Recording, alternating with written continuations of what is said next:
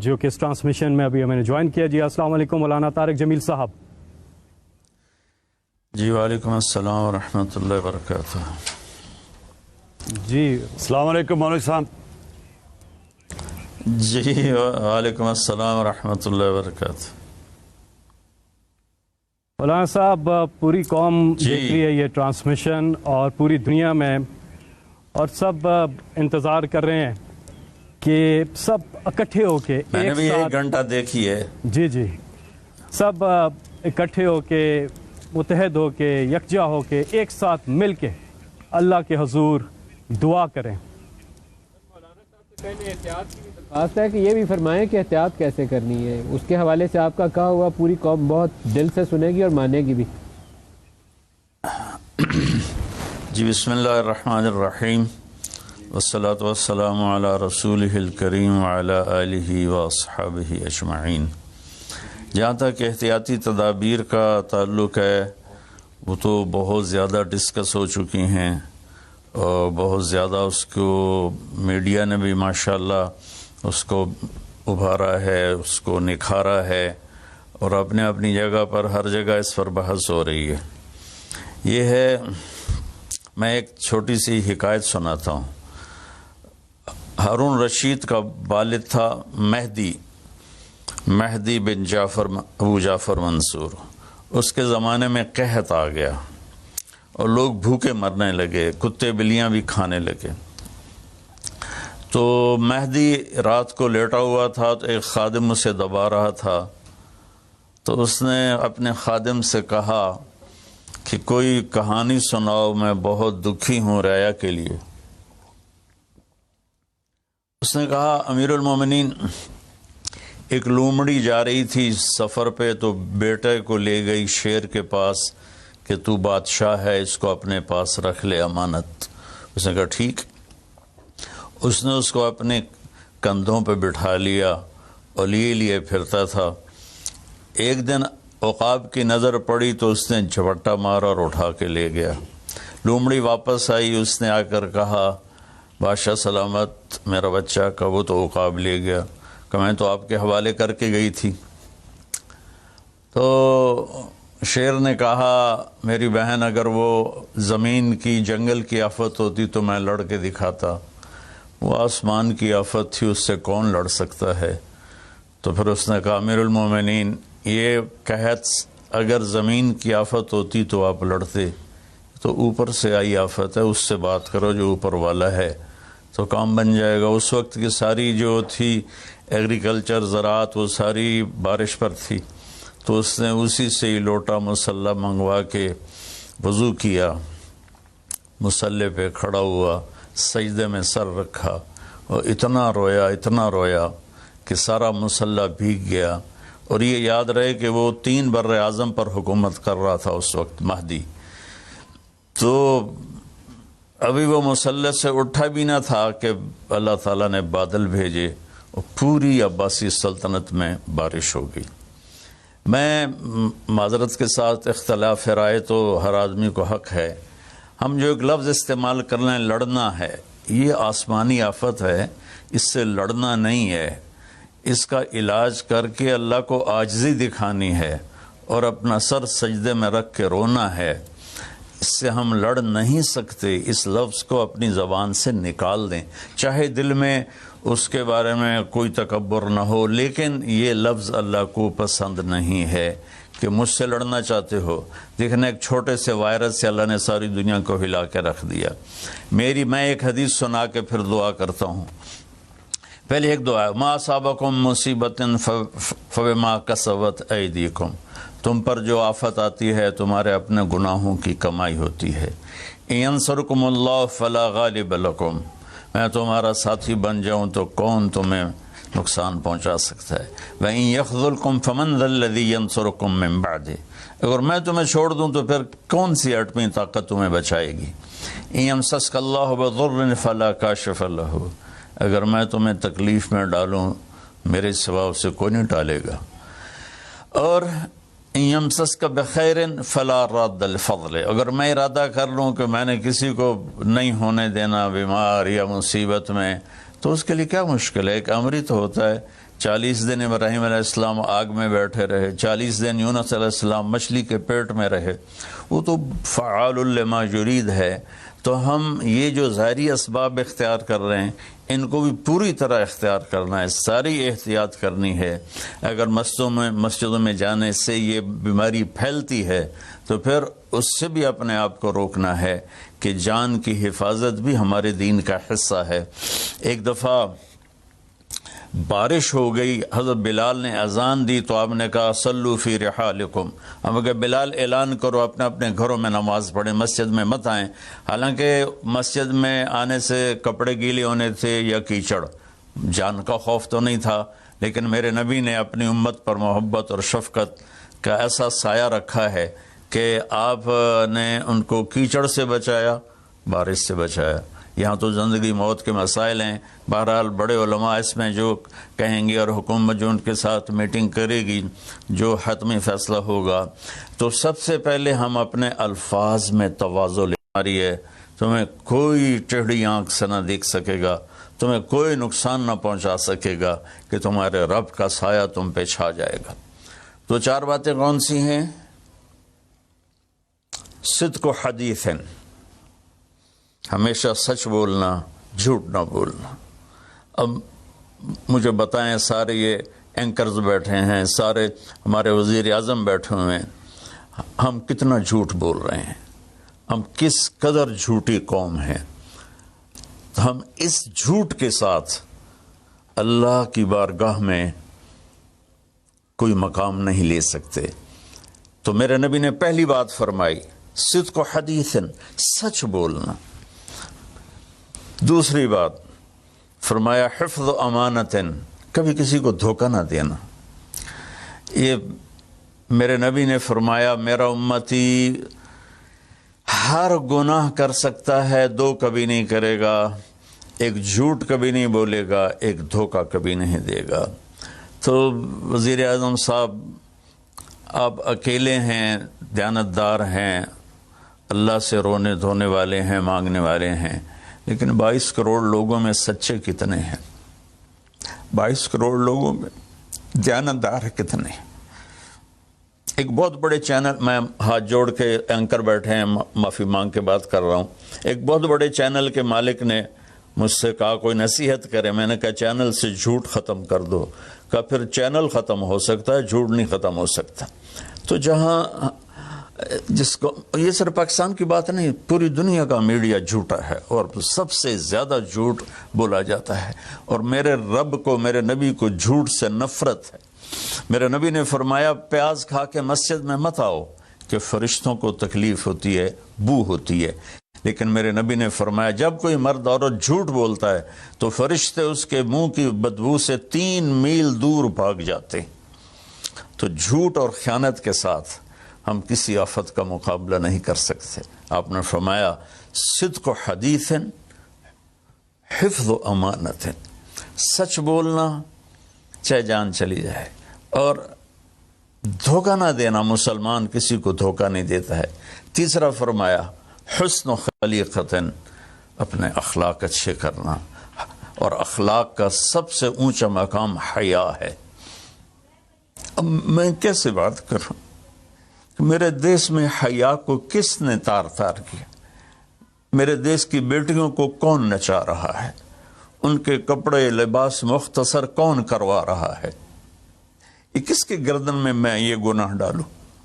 میں مجرم ہوں، میں نے اپنی قوم کو نہیں سمجھایا، میں اللہ سے معافی مانگتا ہوں۔ لیکن جب مسلمان کی بیٹی بے حیائی کی طرف چل پڑے اور نوجوان بے حیائی کی طرف چل پڑے تو اللہ کی رحمت، سب سے زیادہ عذاب قوم لوط پر آیا کہ وہ بے حیائی میں ساری باؤنڈریز کراس کر گئے تھے، تو اللہ تعالیٰ نے ان پر 5 عذاب بھیجے۔ 5، کسی قوم پہ 5 عذاب نہیں آئے، ایک ہی عذاب آتا تھا، ان پر 5 عذاب آئے۔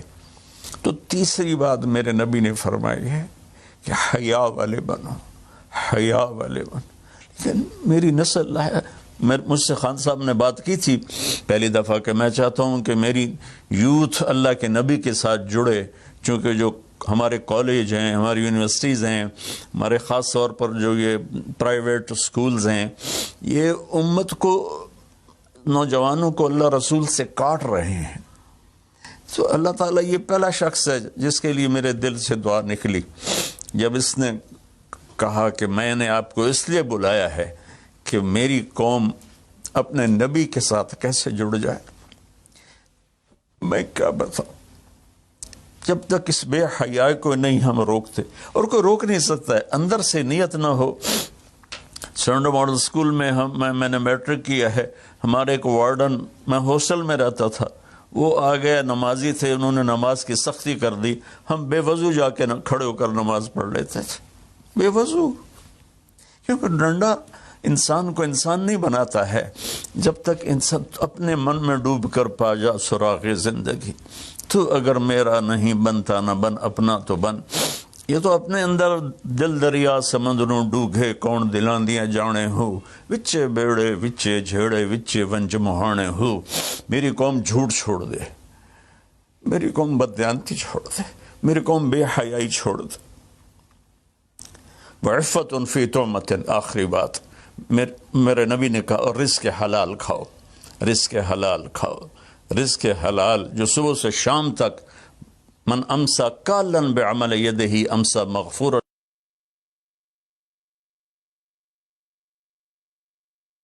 لہو، جو صبح سے شام تک رزق حلال میں تھک جاتا ہے،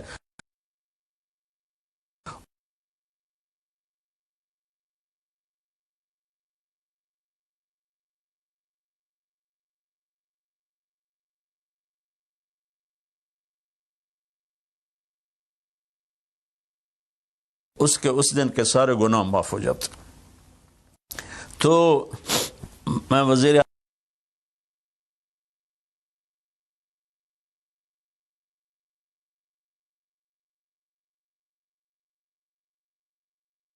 اعظم صاحب سے اپیل کروں گا کہ پوری قوم سے جیسے ڈونیشن مانگا ہے، ایسی پوری قوم سے چلے. میں آپ کی طرف سے اپیل کرتا ہوں کہ کل یا آج رات رمضان کی آئے گی، ساری قوم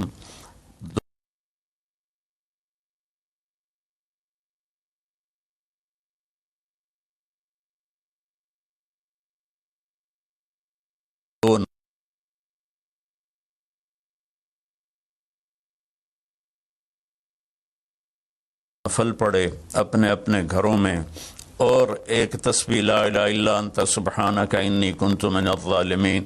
جس کو یاد ہے پڑھ لے، جس کو نہیں یاد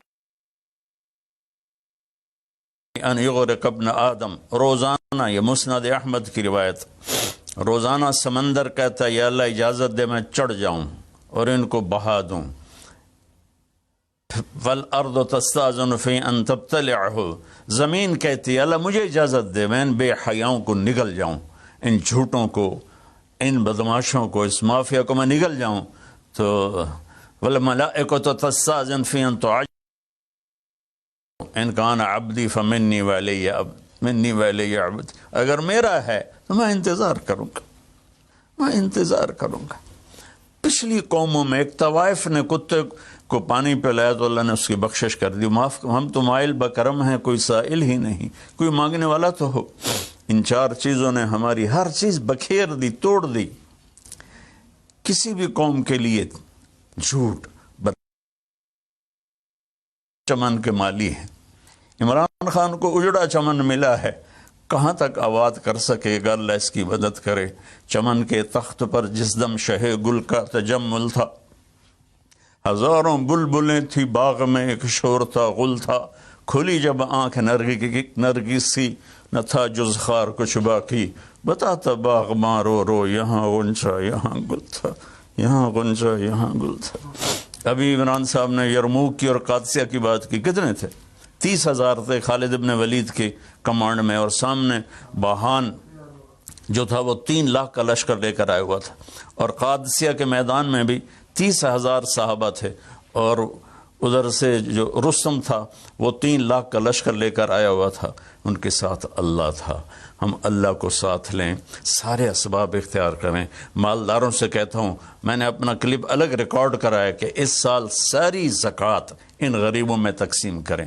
آپ تک تو ہر آدمی نہیں پہنچ سکے گا، اپنے اپنے علاقے میں جو مالدار لوگ ہیں وہ اپنی زکوٰۃ غریبوں میں ان میں تقسیم کریں، ان کے گھر جا کر دیں۔ کسی ایک کی دعا لگ گئی نا تو 7 نسلیں ہماری آباد ہو جائیں گی۔ تو بس میں معافی چاہتا ہوں، آپ نے مجھے کافی دیر بٹھایا تو میں نے بھی تھوڑا سا آپ کا ٹائم لے لیا۔ تو آپ درود شریف پڑھیں اور ہم اللہ کی بارگاہ میں دعا کرتے ہیں۔ اللهم صل على محمد وعلى آل محمد كما تحب وترضى اللهم لك الحمد كما أنت أهله وافعل بنا ما أنت أهله إنك أهل التقوى وأهل المغفرة۔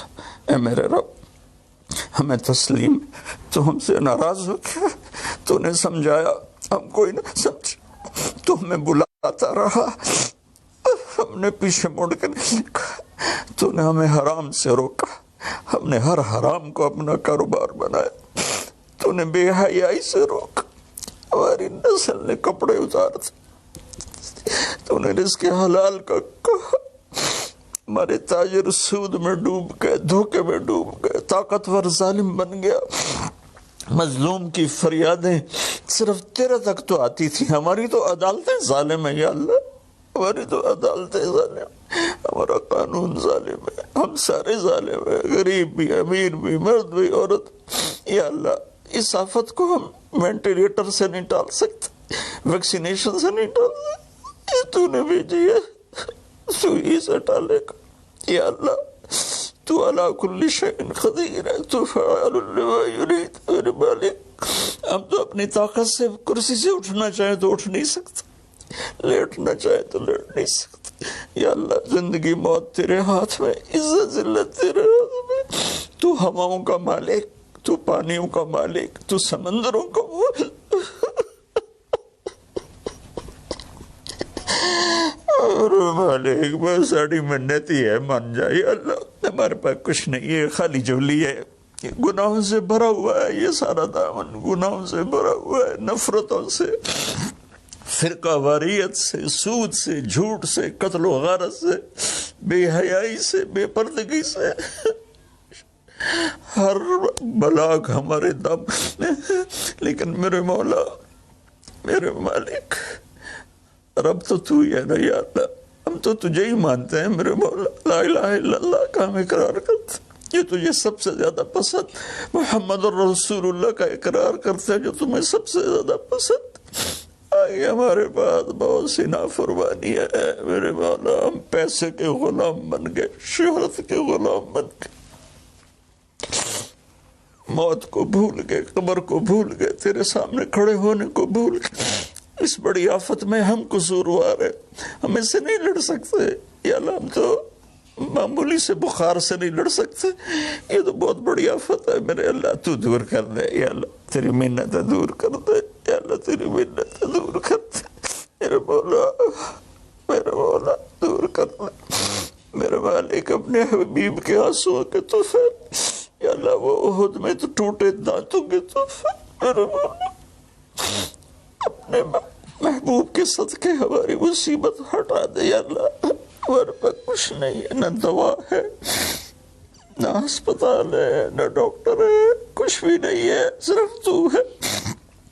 آ جا یار، آ جا، تو لا مکان ولا زمان ہے، تو آنے جانے سے پاک ہے، یہ ہماری احمقانہ فریاد ہے، آ جا میرے مولا، ہر تمنا دل سے رخصت ہو گئی، اب تو آ جا، اب تو خلوت ہو گئی، ساری دنیا ہی سے وحشت ہو گئی، اب تو آ جا، اب تو خلوت ہو گئی یا اللہ، تیرے آنے سے کام بنے گا، اسے ہٹا دے سب۔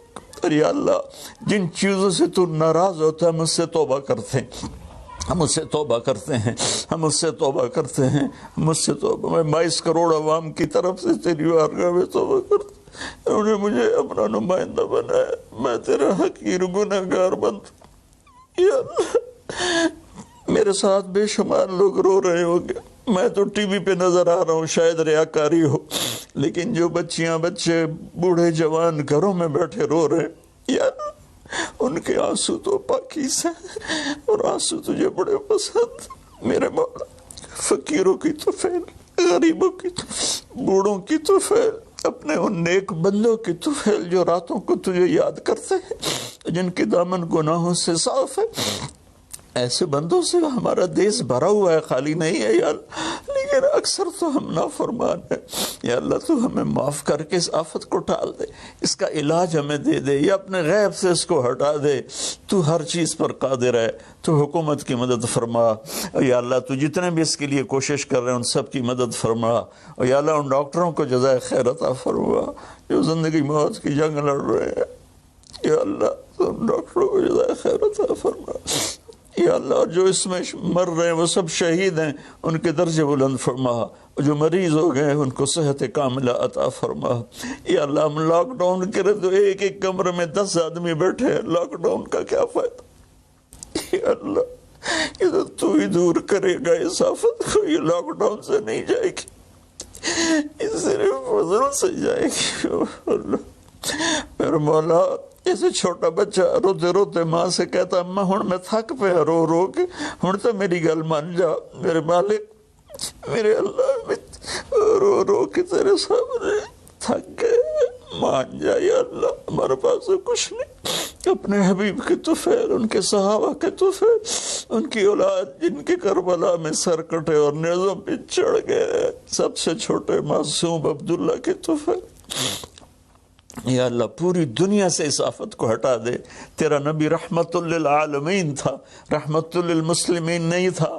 میں یا اللہ انہی کی طفیل دعا کرتا ہوں کہ غیر مسلموں کو بھی اس سے نجات عطا فرما، وہ بھی تیرے بندے ہیں، تو نے انہیں بنایا ہے، انہوں نے تجھے نہیں پہچانا تھا، ان کا قصور ہے، پر تیرے بندے ہیں، تجھے ان سے بھی پیار ہے۔ یا اللہ پوری دنیا کے 6-7 بر اعظم میں جہاں جہاں یہ وبا اپنے پنجے گاڑ چکی ہے، یا اللہ تو ان کو سب کو، اور خاص طور پر امت مسلمہ اور خاص طور پر حرمین شریفین، یا اللہ اس دفعہ حج بھی نہیں ہوگا حرم میں، یا اللہ جگہ نہیں ملتی تھی روزانہ، آج صرف وہ کام کرنے والے تراویح پڑھے گا، وہ بھی آدھی پڑھے گی۔ یا اللہ میرے والی، میرے اللہ جیسے بچہ ماں سے ضد کرتا ہے اماں کر دے، اماں دے دے، آخر وہ کہتی ہے اچھا میرا سر نہ کھا لے جا۔